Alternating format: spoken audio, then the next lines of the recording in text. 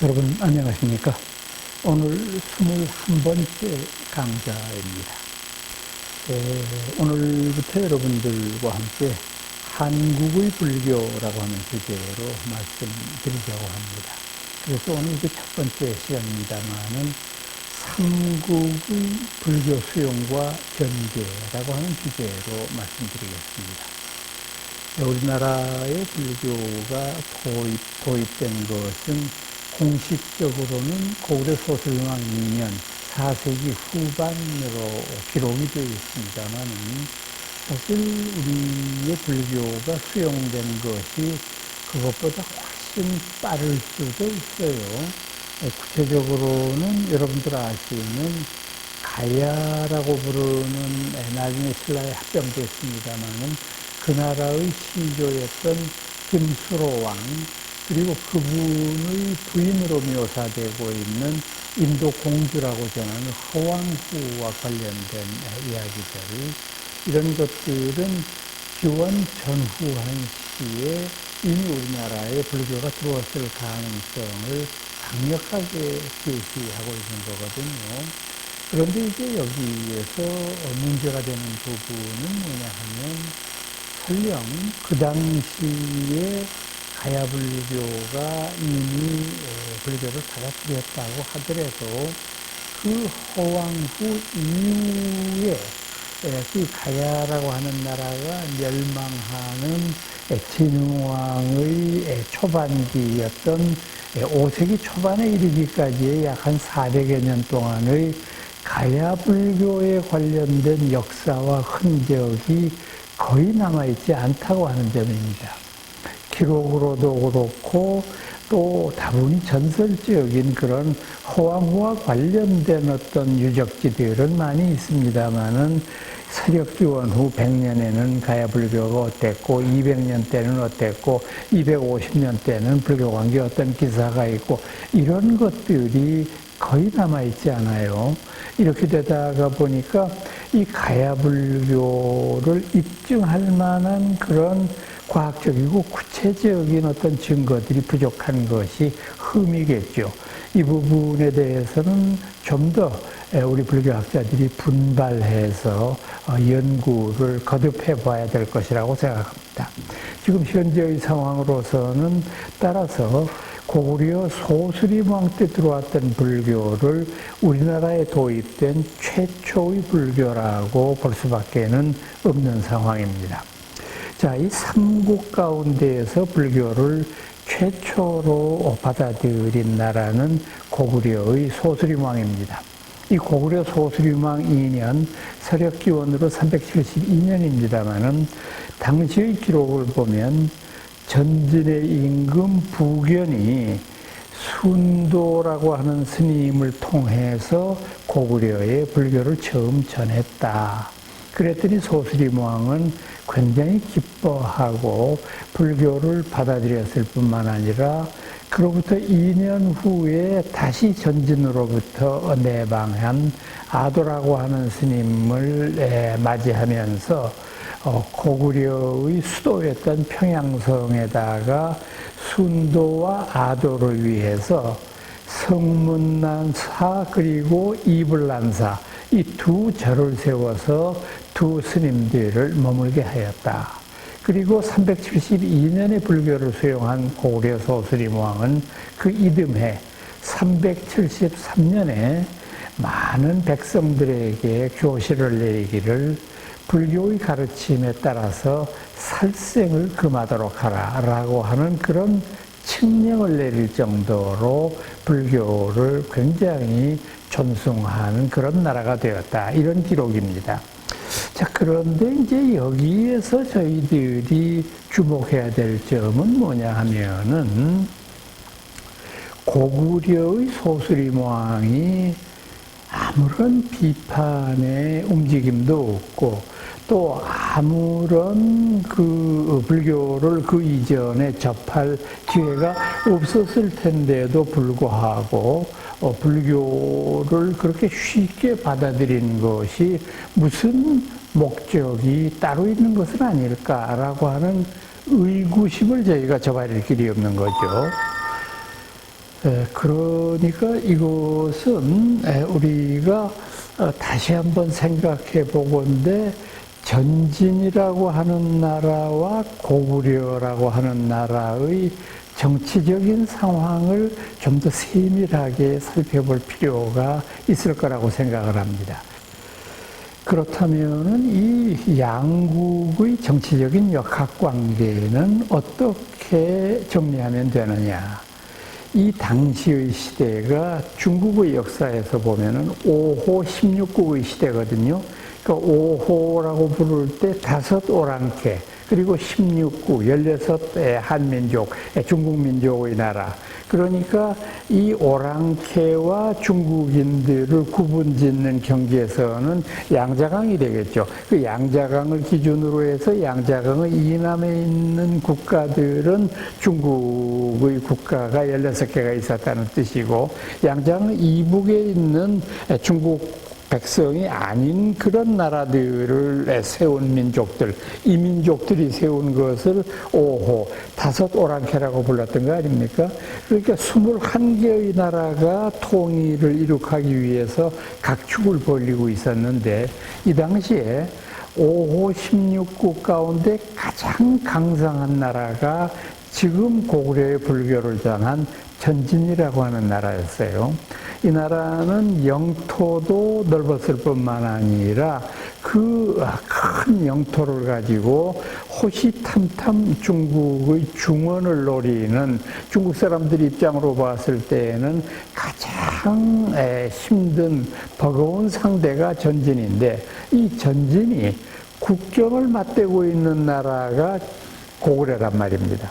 자, 그러니까 전진의 입장에서 보면 전체의 중국 대륙을 통일하기 위해서 중국으로 칼날을 겨누고 진격을 해야 되는데, 그분들이 그렇게 진격하려고 하는 자신의 바로 뒤에는 고구려라는 강대국이 버티고 있단 말입니다. 그러니까 전략상으로 보면 그렇지 않습니까?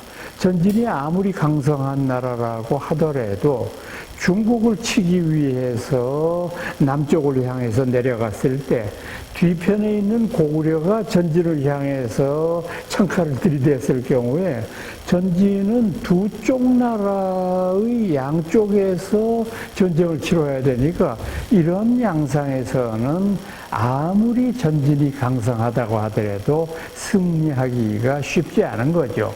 그러니까 고구려의 입장으로 봤을 때도 중원정복이 목표였기 때문에 전진과 고구려의 목표는 상충하면서도 똑같았어요. 중원정복이라고 하는 거. 그런데 이 두 강대국이 중원정복이라고 부르는 전진의 꿈을 이루기 위해서는, 전진의 입장에서 보면 고구려와의 화친이 필수 불가결한 요소거든요.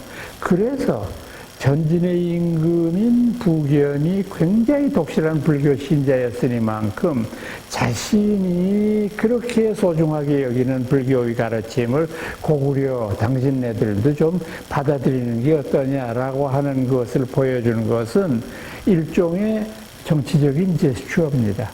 만약에 이때 소스림 왕이 나 그거 싫소, 내가 왜 불교를 받아들여요, 이렇게 반발했다고 한다면은 이 동북아시아의 절대 강자였던 전진과 고구려의 한판 승부는 불가피한 일이었죠. 그런데 전진과 고구려 둘 다 강성한 나라였기 때문에 서로 전쟁하는 것은 원하지 않고, 기회를 봐서 상대방을 정복할 수는 있겠지만 지금은 때가 아니라는 판단이기 때문에 화친하자고 하는 부견의 제스처에 고구려의 소스림 왕은 화답을 한 거죠.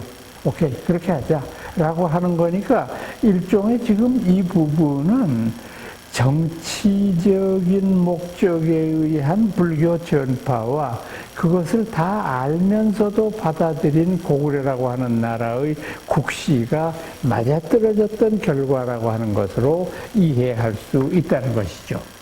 자, 그 다음에 이 고구려에 수립된 불교가 백제로 전해진 것은 그로부터 꼭 12년이 지난 서력기원 후 384년에 백제의 침유왕 원년 때에 호승 마라난타라고 부르는 이가 백제로 불교를 전하는 것이 백제불교의 효시입니다.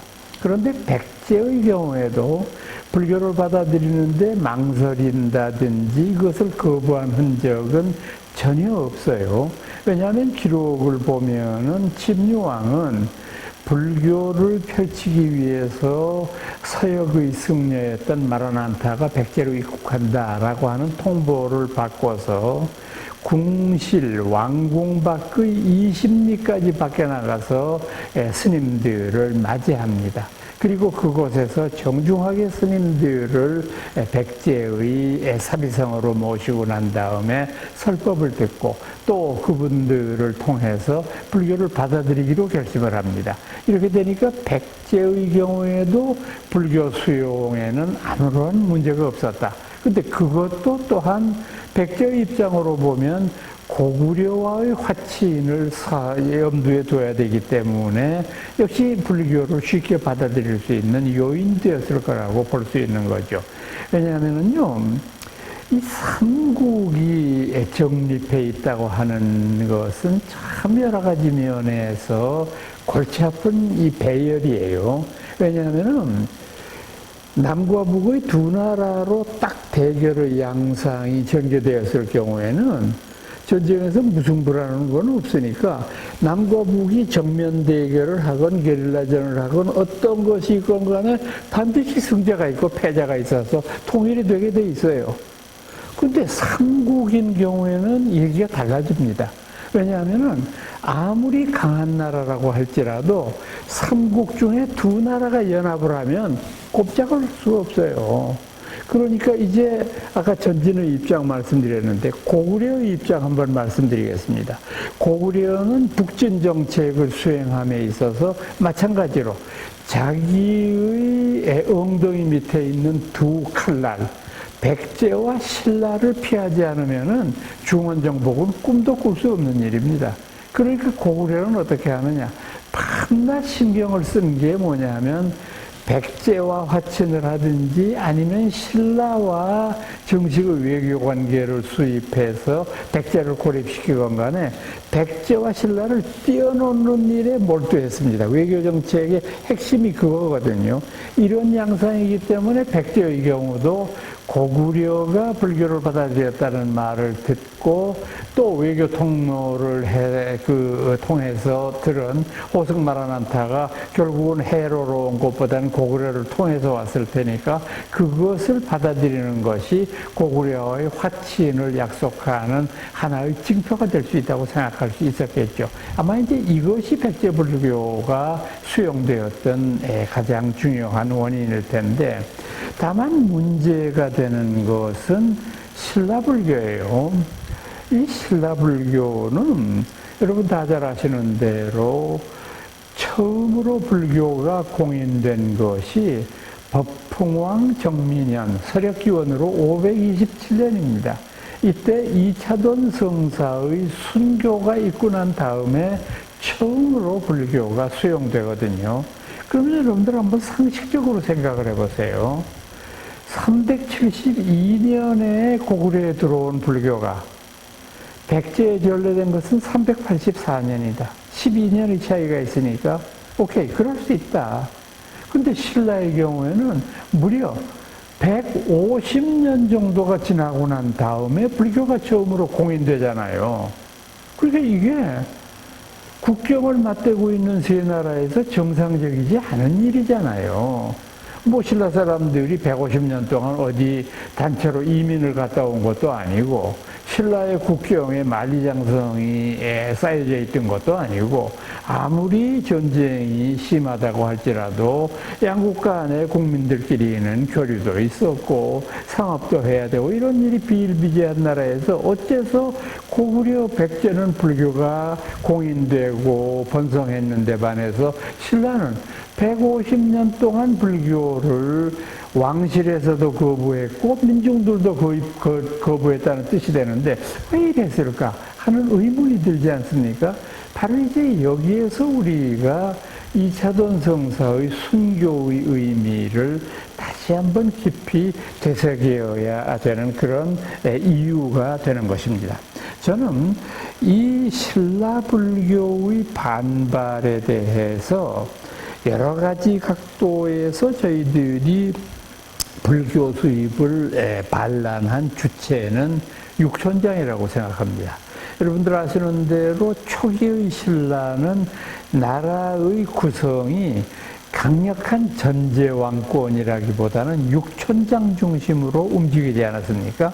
그러니까 이 왕은 법흥왕 이전까지는 임금왕자를 쓰는 사람이 없을 정도였습니다. 그 당시까지만 해도 백제의 역대 임금들은 차차웅이라고 불리기도 했고 마립간이라고 불리기도 했는데, 이거는 물론 왕과 똑같은 그런 입장에 있는 것이라고 볼 수도 있겠습니다만은, 그 당시의 마립간 차차운 시대의 내물왕이라든지 혹은 지중왕이라든지 하는 그런 임금들은 강력한 전제왕권을 가지 못했던 상징적인 존재에 불과했으리라고 보는 겁니다.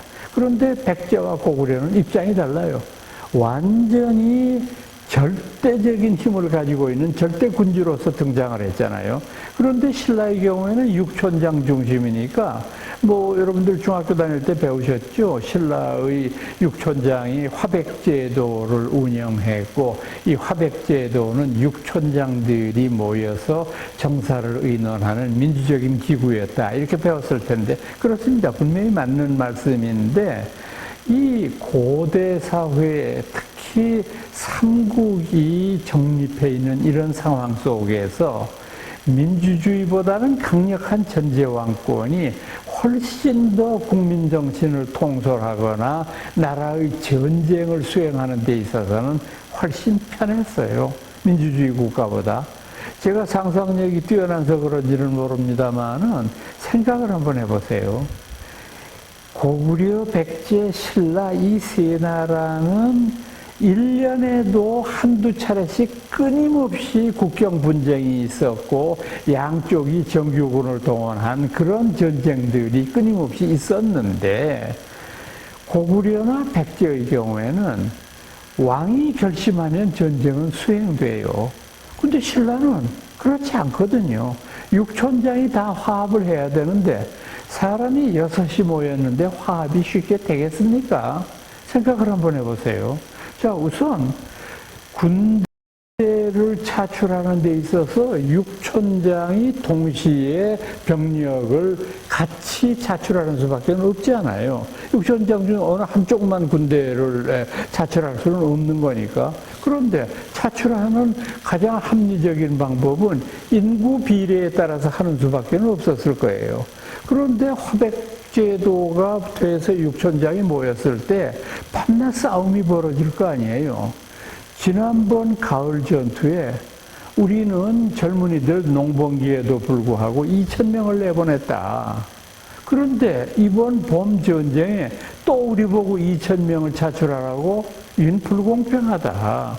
지금 농번기인데 지금 2,000명 또 내보내면 우리는 어떻게 곡식을 걷어들이고 어떻게 우리 마을 사람들을 먹여 살리냐. 그러니까 이번에는 당신들이 좀 양보를 해야 되겠다.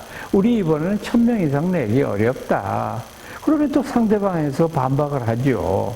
아니 무슨 소리를 하느냐. 당신네 촌이 인구가 제일 많지 않느냐.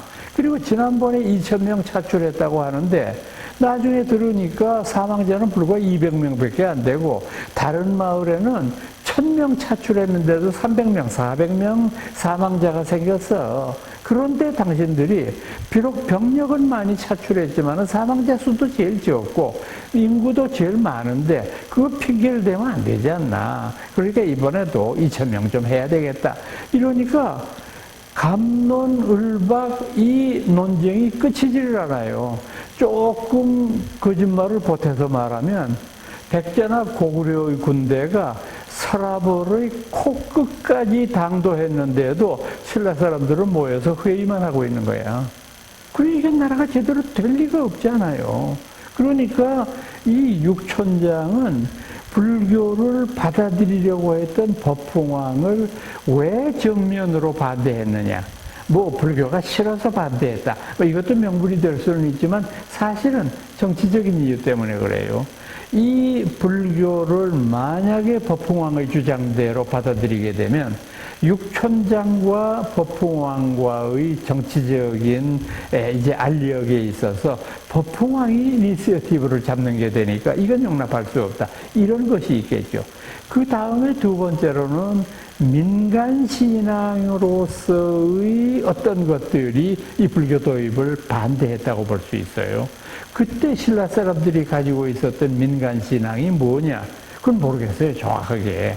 이게 토테미즘인지, 아니면 샤머니즘인지, 혹은 애니미즘인지, 뭐, 그 셋이 다 혼합된 건지 뭔지는 몰라도 고등 종교였던 불교 이전에 어떤 형태로든지 종교가 있었을 거예요, 신라 사람들한테.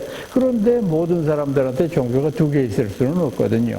자신들이 믿고 있는 종교 위에 불교가 새로 들어오는 것은 누구든지 언짢게 생각하니까요. 그래서 삼국유사에 보면은 육촌장들이 법흥왕과 불교를 받아들이느냐 마느냐 하는 것에 대한 회의를 하는 가운데에서 여러 신하들이 법흥왕한테 뭘 건의하느냐 하면 우리는 불교를 받아들일 수 없습니다. 그 이유는 뭐냐 하면 불교의 스님네들은 동두이복, 우선 생김새하고 입는 복장이 괴이해. 동두.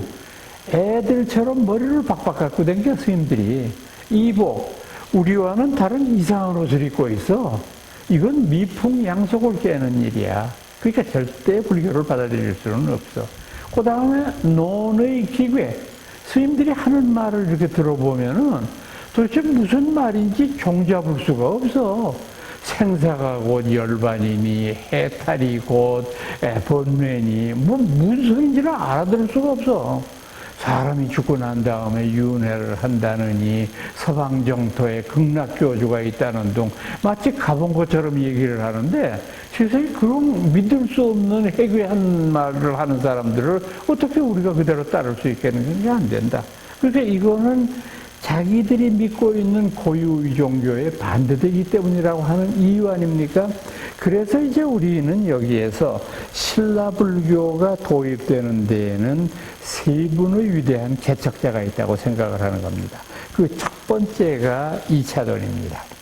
이차돈은 거차돈이라고도 불렸고 성은 박씨였던 것 같고 본명은 박염촉 이렇게 불렀던 것 같은데 이분은 당시 직책이 뭐냐 하면은 법흥왕의 경호실장격이었습니다. 그러니까 법흥왕을 지키는 그런 임무를 맡고 있던 분인데 가까이서 왕을 모시다가 보니까 왕이 불교를 받아들이고 하려고 하는 깊은 뜻을 이해하게 되었고 당신도 또 임금의 뜻에 맞게 불교에 대한 공부를 하다가 보니까 갈수록 심취해져서 불교를 꼭 받아들여야겠다고 생각을 하는데 여러 신하들이 반대를 하기 때문에 법흥왕이 그것을 강행을 못하잖아요.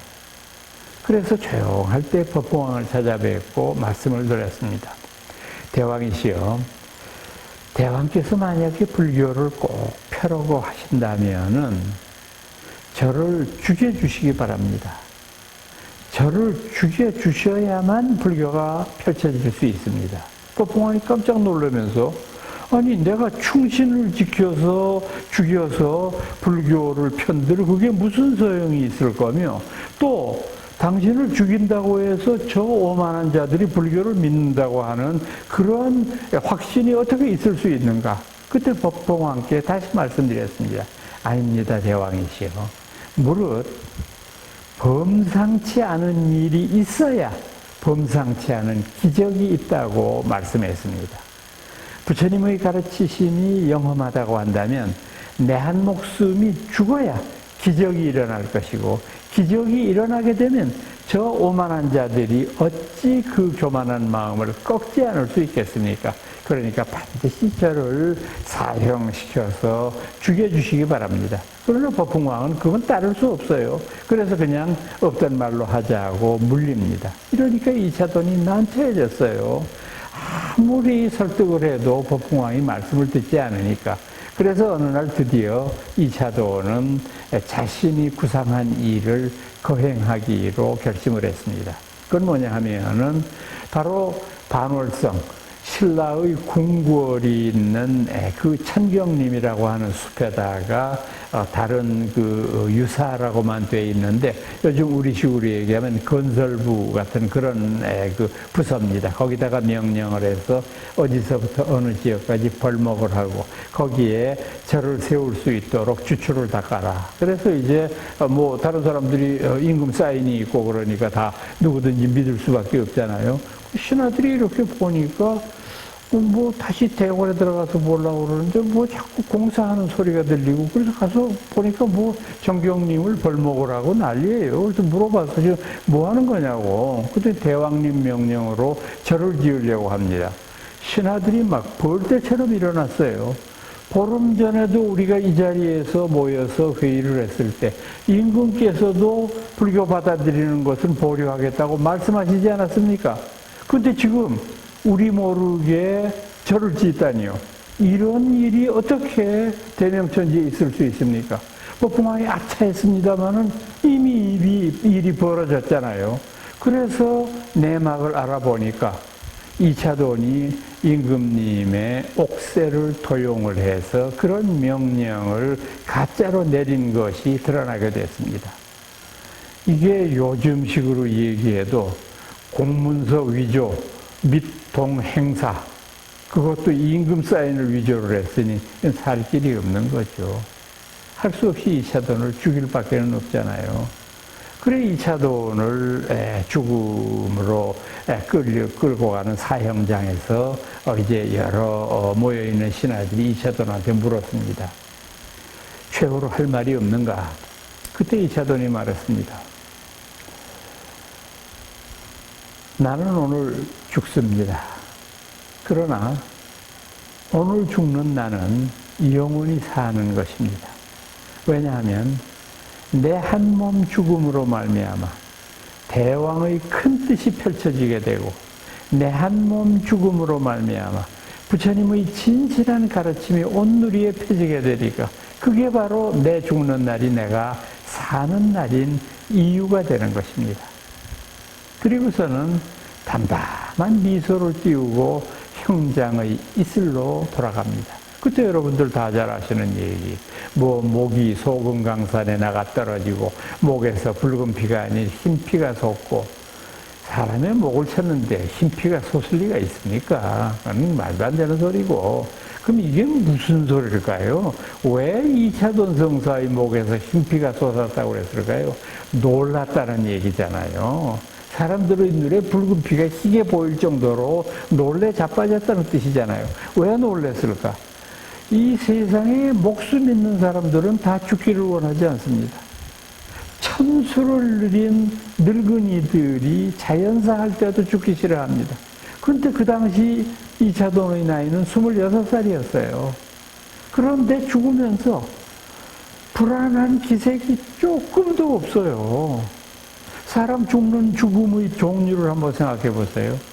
첫째, 자연사가 있어요. 늙어 죽는 거. 두 번째, 이 당시 전쟁이 그냥 창궐하던 때니까 전쟁하다가 젊은이들이, 생때 같은 젊은이들이 죽는 경우가 있어요. 그 다음에 병들어 죽는 경우도 있고요. 또 간혹 가다가 로미오와 줄리엣처럼 남녀가 축하라고 서로를 아끼다가 끝내 결혼을 반대하기 때문에 자결하는 경우도 있을 수 있겠어요. 그런데 이 네 가지 케이스에 하나도 해당 안 되잖아요. 그런데 담담하게 죽잖아요. 그러니까 모든 사람들은 너무 놀랐어요. 우리는 부처님이 누군지 모른다. 그러나 이차돈이 저렇게 태연하고 저렇게 행복하게 죽을 수 있는 걸 보니까 그분은 위대한 분이다. 이런 생각을 가졌으니까 흰 피를 본 것으로 착각을 하게 되었다는 그런 의미가 되죠. 그래서 이차돈 성사의 죽음이야말로 한국 불교의 1600년 역사를 일으켜 세운 반석이었다고 볼 수 있는 거죠. 두 번째는 법흥왕입니다. 참 이분은 위대한 분이거든요. 불교를 받아들였을 뿐만 아니라 이 23대 법흥왕은 엄밀한 의미로 말하면 신라라고 부르는 왕국을 강력한 전제왕국으로 바꾸는 계기가 된 임금이 바로 법흥왕이었어요. 우선 이분은 처음으로 모든 문무백관의 위계 질서를 확립시켰습니다. 그 이전까지는 뭐 중구난방으로 했던 것을 철저하게 문반과 무반으로 나누고 계위를 둬가지고 서로 입궐하는 날짜와 회의하는 것을 조정하고 모든 부서의 책임을 분명하게 나누었습니다. 또 이분은 제도 개혁을 통해서 신라에 처음으로 병부라는 것을 개설했어요. 병부라는 건 우리가 지금 말하는 국방부 아닙니까? 육촌장 중심으로 선원시적으로 어디에서 몇백 명, 어디에서 몇천 명 하는 것이 아니라 국가에서 육촌장을 전부 흡수하니까 어느 나라 육촌이라고 하는 개념보다 우위의 개념이 신라라고 하는 개념이잖아요. 그 개념으로 군대에 군인들을 차출하는 이런 일을 하게 됐던 거죠. 또 이 법흥왕은 흥륜사라고 하는 절을 창건했죠. 당신이 아끼던 그 총신이었던 이차돈 성사가 돌아가시는 것을 눈앞에 목도하고 정말 가슴속에 회한이 서렸을 거예요. 그래서 흥륜사에다가 이차돈 성사의 위패를 모시고 그분을 기리는 간곡한 제사를 이루게 되었던 것이죠. 그래서 이분은 나중에는 후사는 없었습니다만 스스로 왕위를 이제 물려주고 당신의 친족하였습니다. 진흥왕이라고 하는 후손이 없었기 때문에 진흥왕에게 왕위를 물려주고 자신은 머리를 깎고 스님이 되었습니다. 그래서 법명을 법공이라고 불렀는데 이 법공이라고 하는 것은 해동고승전에 그분의 전기가 나오는데 이 법공 스님의 전기의 제일 첫머리에는 뭐라고 써 있느냐 하면 법공, 신라 제23대 왕 법흥야라. 법공이라고 하는 스님은 사실은 신라 23대 임금이었던 법흥대왕이셨다라고 시작을 합니다. 그렇게 여기에서부터 시작해서 역대의 임금들 중에서 법흥왕 이후에 출가한 임금들이 생기게 되는 거죠. 그 다음에 진흥왕도 역시 만년에 출가했습니다. 그러니까 이런 아름다운 전통을 만든 분이 바로 법흥왕이다. 세 번째로 우리가 잊을 수 없는 분은 바로 묵호자라고 부르는 분입니다. 이 묵호자라고 부르는 분은 눌지왕 때에 신라에 내려와서 불교를 포교했던 분인데 이 눌지왕 때에 이제 어떤 일이 있었느냐 하면은 공주가 큰 병에 걸렸는데 백약이 무효해요. 아무런 어떤 약을 써도 낫지를 않아요. 그러니까 뭐 부모 마음이 다 마찬가지지만은 임금의 마음이 얼마나 아팠겠어요. 이 따님의 병을 고치면은 뭐든지 했으면 좋겠다라는 생각을 했는데 천하에 화타편작 같은 명의가 와도 병을 못 고치니 어떡합니까? 그래서 난감해하고 있던 차에 마침 중국의 양나라와 신라가 외교 관계를 수립하고 서로 이제 그 외교 문서를 조인했는데 그에 대한 답례로서 중국의 양나라에서 신라 임금 눌지왕한테 예물을 보냈어요. 예물을 보냈는데 예물에 목차가 여러 가지 있어서 뭐 거기 뭐 비단도 있었을 거고 뭐 여러 가지 그 귀중한 물건들이 있는데 거기 향이 있어요. 근데 신라가 불교 국가가 아니니까 향이 뭔지를 알 수가 있어야죠.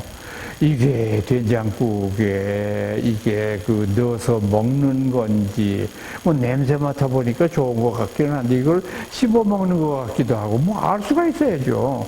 그렇다고 해서 함부로 이게 남의 나라에서 받은 귀중한 예물을 창고에다가 쳐놓거나 버릴 수도 없는 거고 그래서 눌지왕이 전국의 방방곡곡에다가 방을 붙였습니다. 이렇게 생긴 길쭉한 물건이 있는데 이 물건의 용도를 아는 사람이 있으면 좀 고해 주시기 바랍니다. 그럼 후한 상을 내리겠습니다. 이때 묵호자가 어디 있었느냐 하면 선산에 있었어요. 옛날에는 이 선산이라고 하는 지역을 일선이라고 불렀거든요. 지금의 구미 지역에 있는 경상북도 북부 지역에 있는 곳인데 이 선산에 내려와서 불교를 포교했었는데 처음에는 불교를 믿는 사람이 간혹 있었는데 이 묵호자의 도움을 받고 최초의 신라 불자가 된 사람이 바로 모래라고 하는 사람입니다. 모래가 이제 묵호자를 모시고 있었는데 그 방을 보고 묵호자에게 고한즉 묵호자가 경주로 갔습니다. 왕을 뵙고자 했습니다. 제가 그 용도를 압니다. 그래서 왕이 이게 뭡니까? 라고 물으니까 묵호자가 이 물건은 향이라고 부르는 물건입니다. 이 향을 태우면 향기가 천하에 퍼집니다. 그런데 이 향을 사루면서 삼보전에 귀하게 되면 이루지 못하는 일이 하나도 없습니다. 삼보란 건 뭐냐? 부처님이 첫 번째요. 두 번째가 부처님이 가르치신 법입니다. 세 번째가 부처님의 가르침을 믿고 따르는 승가입니다. 이렇게 말씀드렸어요. 그러니까 이 물주왕이 뜰 듯이 기뻐하면서 아이고 대사님 그러면 제 딸이 이렇게 하니까 이걸 좀 어떻게 고쳐주시기 바랍니다. 알겠습니다. 그리고 향을 사러 놓고 공주님의 병환을 살펴보다가 묵호자가 드디어 공주의 병을 씻은 듯이 낫게 했습니다. 자, 그러면은 이게 아무리 뛰어난 의사들도 못했다는데 어떻게 모래가 공주의 병을 고쳤을까? 현실적으로 생각해 보면 묵호자라고 하는 분은 우리나라 사람이 아닙니다. 이분은 서역 승려예요. 묵자 생각해 보세요. 거물 묵자잖아요. 호자는 오랑캐라고 쓸 때 쓰는 호자 아니에요. 자자는 아들 자자예요. 얼굴 시꺼먼 오랑캐 자식.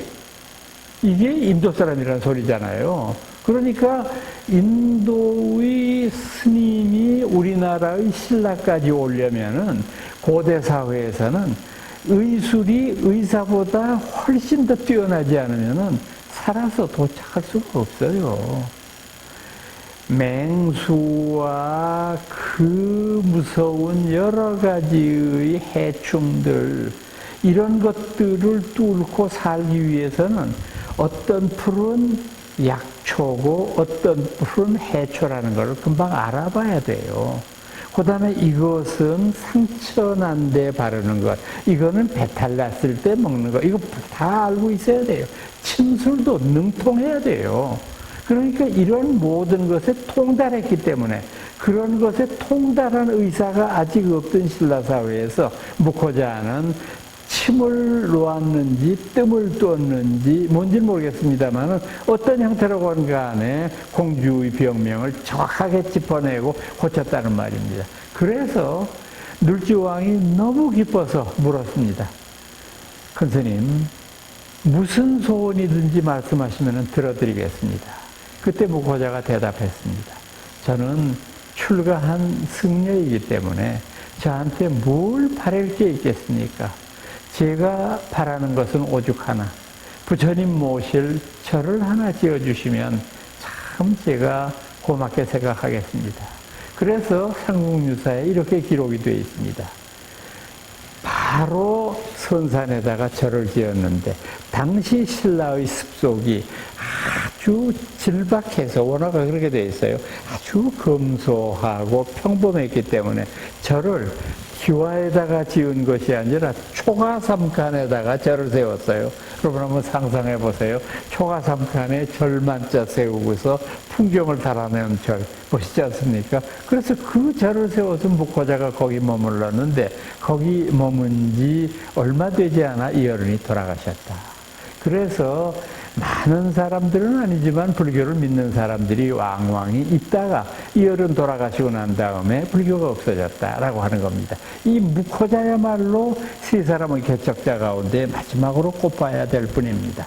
자, 이제 신라불교가 공인되고 난 다음에 우리 신라불교에 있어서 가장 뛰어난 위인으로는 저는 역시 원광법사를 꼽아야 된다고 생각합니다. 원광. 세속어계의 스승이고 화랑의 지도자 아닙니까? 참 위대한 분인데 이분의 일생을 보면은 참 저희들이 지금 우리의 입장으로 봤을 때에도 반성되는 바가 많은데 우선 이분은요 531년생인데 591년에 중국 유학을 떠났습니다. 그러니까 91년에서 31을 빼면 어떻게 됩니까?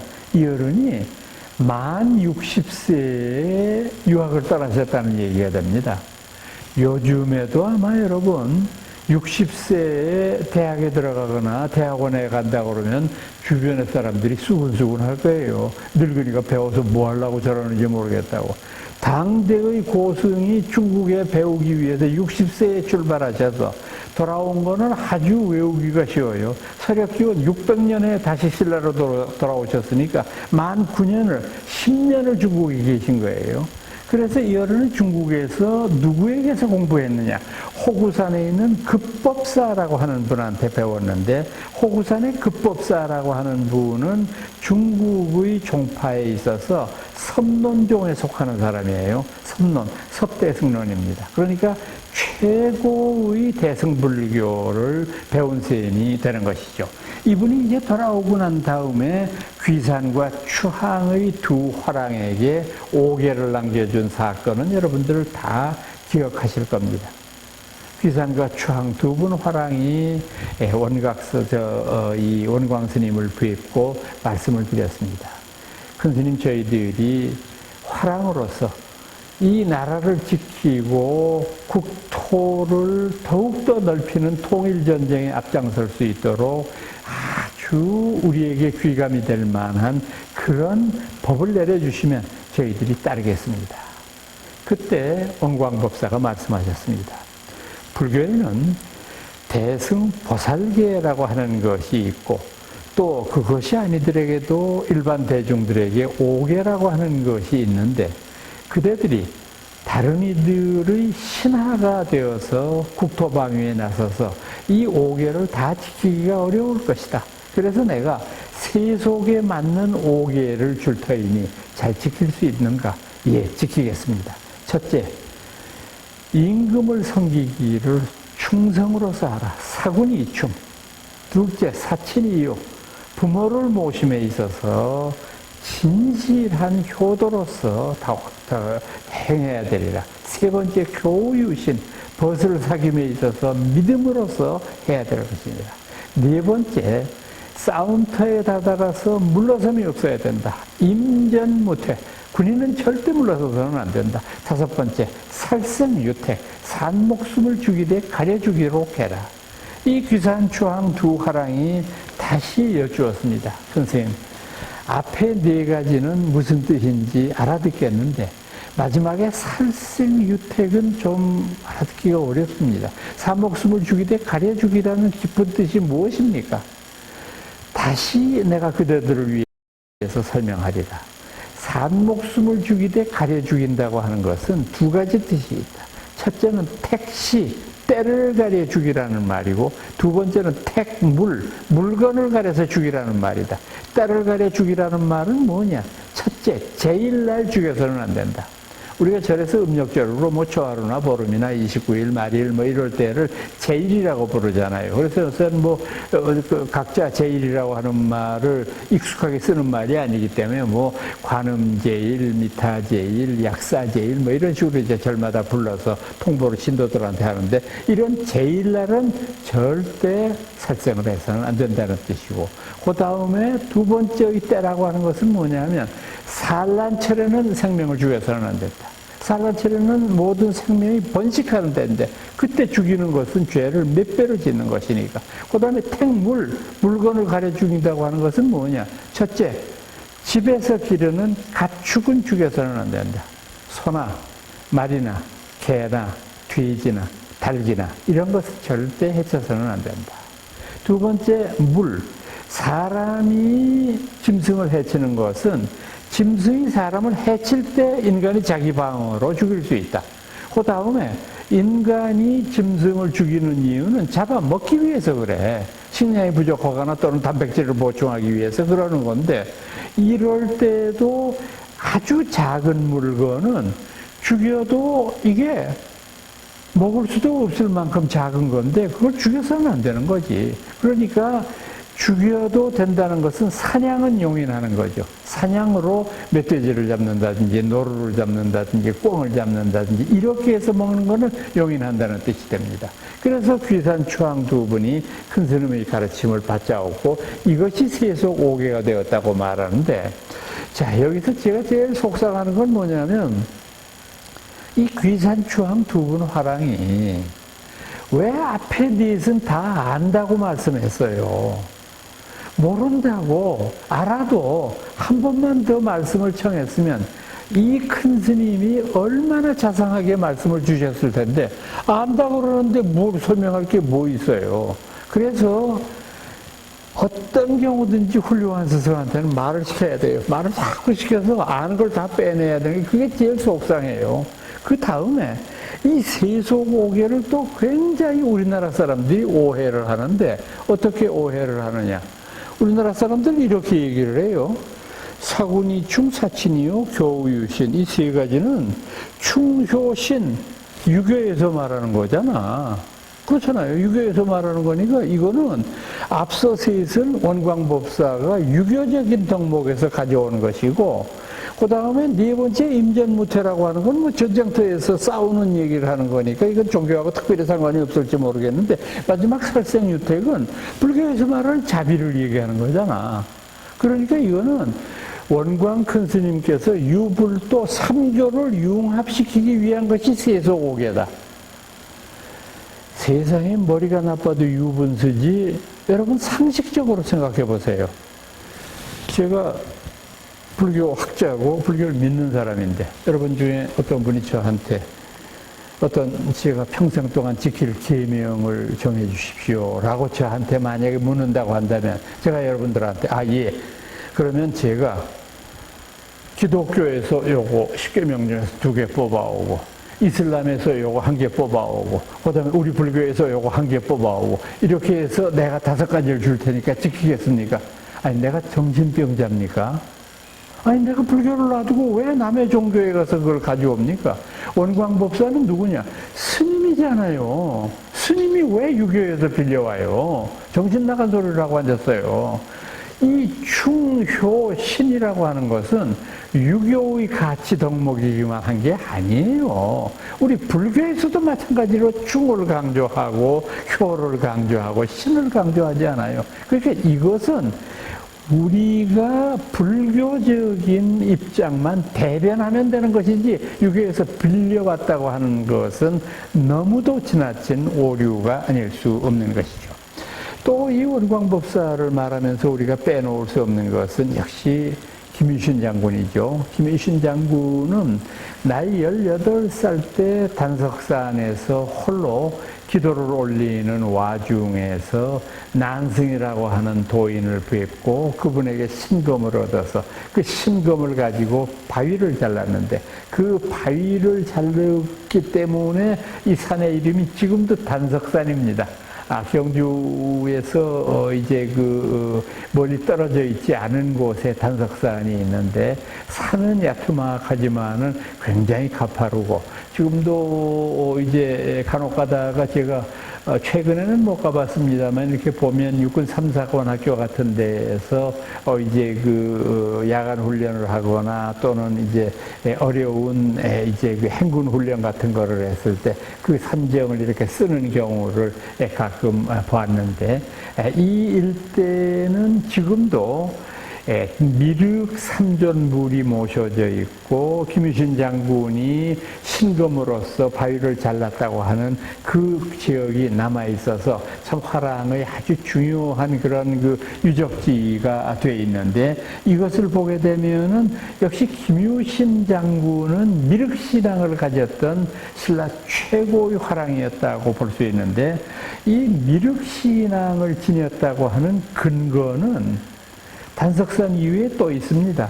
삼국사기에 뭐라고 기록이 되어 있느냐 하면은, 김유신과 그의 낭도들을 용화향도라고 불렀다, 이런 기록이 나와요. 용화, 미륵 부처님이 부처가 되어서 우리 앞에 나타나는 산 이름이 용화산이에요. 미륵불은 지금 현재는 보살로서 도솔촌 내원궁에서 수행하고 계시는 분이에요.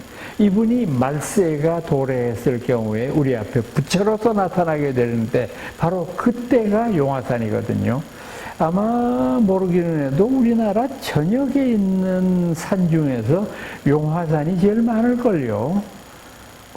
제가 살던 고향에도 용화산이라고 하는 산이 있었고, 아마 제 고향뿐만이 아니라 굉장히 많은 산들이 있었던 것을 기억을 합니다. 또 이 단석산 이외에도 울산의 반구대 같은 데도 아주 유명한 이제 화랑의 유적지로 알려져 있는 거고요. 또 하나 이제 우리가 원광에 대해서 이제 깊이 생각할 점은 뭐냐 하면은 진흥왕 때의 일인데, 이 진흥왕이 이제 나라를 발전시킬 그 명분들을 쭉 살펴보고 어떻게 하면 나라가 부강해지느냐 하는 것을 연구해 보니까 고구려나 백제가 신라보다 강성한 것은 외교적인 파트너가 있기 때문이에요.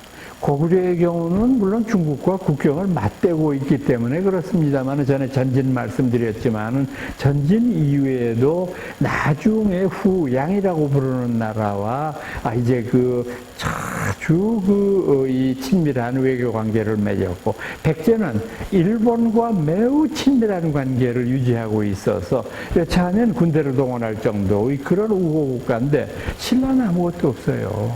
그래서 신라가 어떻게 하면 중국과 교류를 하느냐. 근데 여러 신하들의 의견이, 원광법사는 중국에서 10년을 수행했던 분이고, 그 당시 이적 행위를 일으켜서 중국의 황실에서조차 원광법사를 생불과 같은 분으로 모셨다. 그러니까 원광법사한테 어느 나라가 좋겠는가라고 묻고, 원광이 이렇게 여기가 좋겠습니다라고 해서 그 나라와 이제 그 외교 관계를 수립하려고 할 때 진흥왕이 아주 간곡하게 말씀드렸어요. 어떻게 하면 그 나라가 외교 관계를 저희와 수행하고 있을런지 아무래도 큰 스님이 나서 주셔야 되겠습니다. 신라의 진흥왕이라 그래봐야 저쪽 사람들은 알지도 못하고, 그런데 원광 두 글자는 분명히 아니까, 그래서 원광 스님이 부디 저쪽 나라와 우리 신라가 국교를 맺을 수 있도록 걸사표라고 그랬어요. 그 외교 관계를 수립하고자 하는 문서를 작성해 주시기 바랍니다. 그래서 그 뒤에다가 원광 두 글자를 남겨주시면 저희들이 반드시 성사시키겠습니다. 그때 원광이 이렇게 대답합니다. 내가 살기 위해서 남을 해치는 일은 출가사문으로서 해야 할 도리가 아닙니다. 허나 제가 대왕의 땅에서 대왕의 초목으로 연명하고 있으니 어찌 그 말씀을 어길 수 있사오리까. 참 묘하지 않습니까? 지식인의 고뇌를 그대로 드러내는 장면이에요. 이념적으로는 나 그거 동참할 수 없다 이게. 내가 살려고 다른 나라들을 멸망하게 하는 일을 내가 출가사문인데 어떻게 하느냐. 근데 현실적으로 보면 내가 그런 이념적인 타령만 하고 앉았다. 나라 망하고 난 다음에 종교가 어디 있어? 나라 망하고 난 다음에 복지가 어디 있냐고. 그러니까 임금님의 명을 따르는 것은 현실 인식적인 상황윤리예요. 그러니까 여기에서 우리가 원광이라고 하는 뛰어난 분의 현실 인식을 이해할 수 있지 않습니까? 이런 과정을 통해서 드디어 신라가 중국과 외교 관계를 수립하게 되고, 이것이 100여 년 지나고 난 다음에 중국의 당나라가 세워지고 난 다음에 당나라와 신라가 혈맹 관계를 유지해서 드디어는 삼국을 통일하는 대업을 이룩하게 되는 것이죠. 오늘은 여러분들한테 삼국의 불교 수용과 전개라고 하는 주제로 말씀드렸습니다. 다음 강좌에 뵙겠습니다.